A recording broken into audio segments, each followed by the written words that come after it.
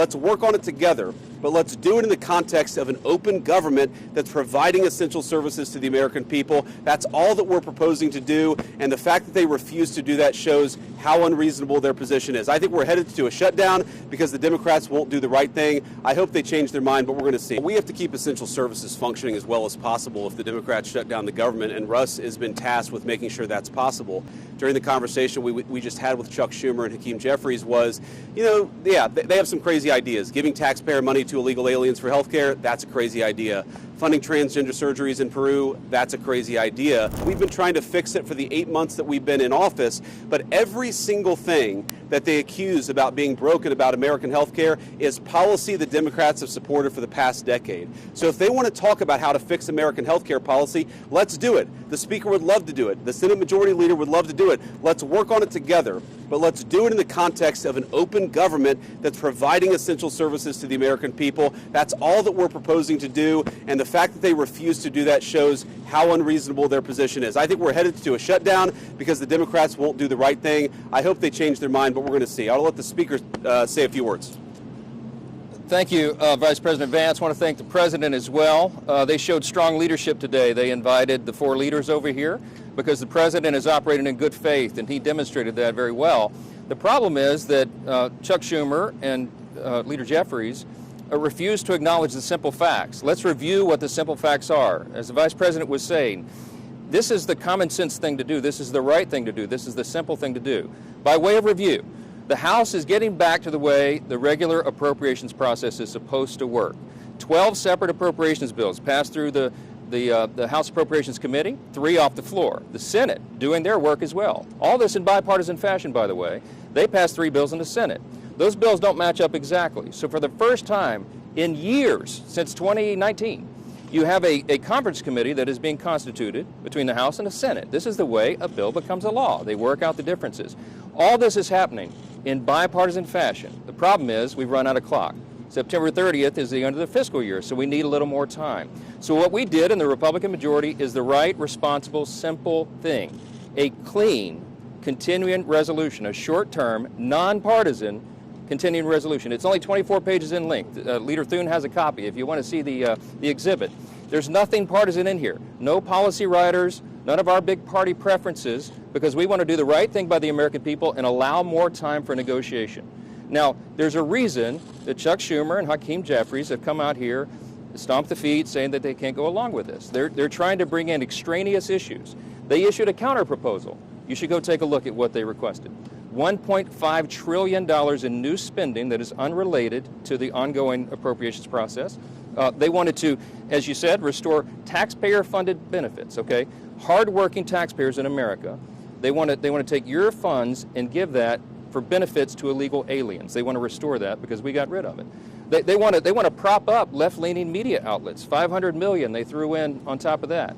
$1.5 trillion on a 7-week stopgap funding measure. We're not going to do that. They know we can't do that, and we never have in the past. During the Biden administration, there were 13 threatened shutdowns. The Republicans in the minority did the right thing. We kept the government open. We're simply asking for the Democrats to do the same.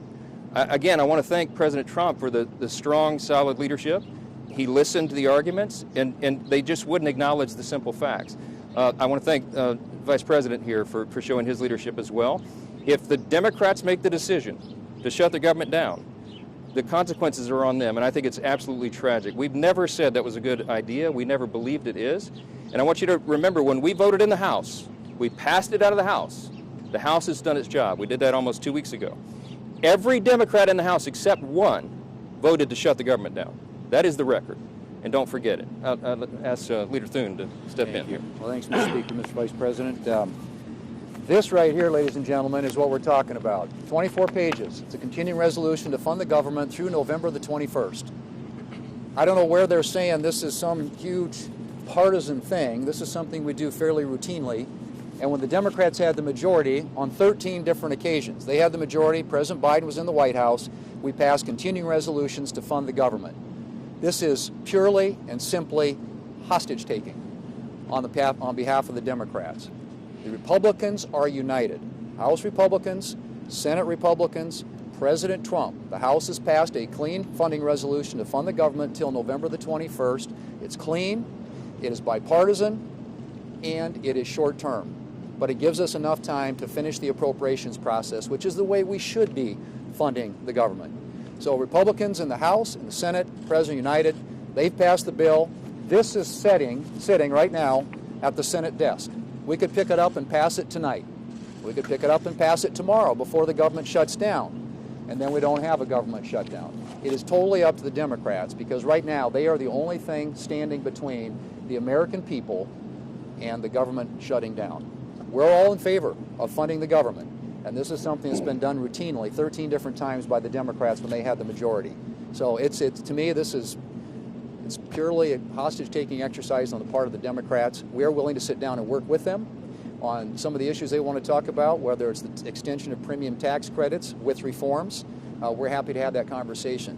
But as of right now, this is a hijacking of the American people, and it's the American people who are going to pay the price. Russ, you want to say a few words? Sure. We want to keep this government open. It is not good for the American people to have the government shut down for any period of time. We will manage it appropriately, but it is something that can all be avoided. It can all be avoided by accepting a reasonable position, which is what the House has passed and what sits at the Senate desk, which is to continue to fund the government with a short-term continuing resolution.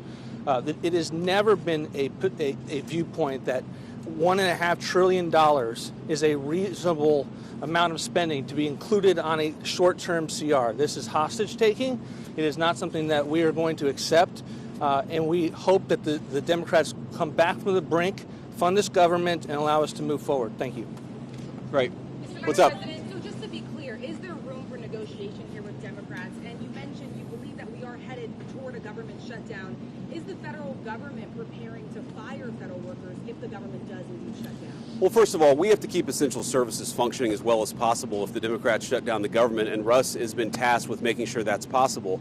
Now, you asked about negotiations. One of the things I admired about the president, but frankly the entire team's approach during the conversation we just had with Chuck Schumer and Hakeem Jeffries was, they have some crazy ideas. Giving taxpayer money to illegal aliens for health care, that's a crazy idea.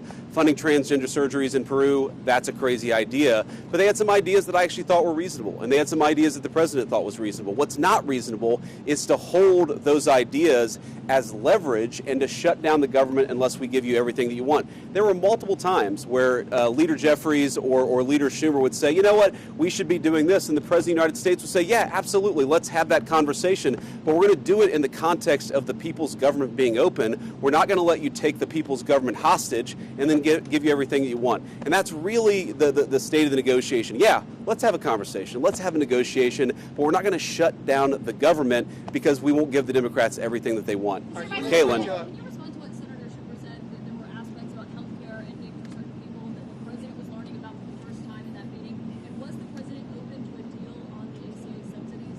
Well, I'm highly skeptical that the president was learning about it for the first time, thanks to Chuck Schumer. But what I will say is, look, we have put a $50 billion rural hospital fund into the big beautiful bill that we passed a few months ago, because we know that under Biden administration's policies, there are a lot of small town hospitals, a lot of rural health care that was getting shut down and that was struggling. We're trying to fix that problem. In fact, we're happy to work with Democrats to fix that problem. We want to work across the aisle to make sure that people have access to good health care. We are not going to let Democrats shut down the government, take a hostage unless we give them everything that they want. That's not how the people's government has ever worked. That's certainly not how it's going to work under the Trump administration. Can I add one thing? Go ahead, please. This is very important on health care. Their counterproposal, what Chuck Schumer and Hakeem Jeffries are demanding, is that they claw back the $50 billion that we put into the rural hospital support structure. They want to take that back. We're not going to do that. We passed that because we have to allow for that. Also, if they shut the government down, not only are troops unpaid, federal workers, and all the services that everybody relies upon, but the WIC program, the nutrition program, women, infant, and children, they will not get that program, will not be funded. FEMA won't be funded. We have hurricanes off the coast of the United States right now. This is serious business. You have telehealth, you have mental health services, all that's funded by the government would stop if Chuck Schumer and Hakeem Jeffries and the Democrats have their way. The Democrat shutdown would be damaging for the country. We can't allow for it.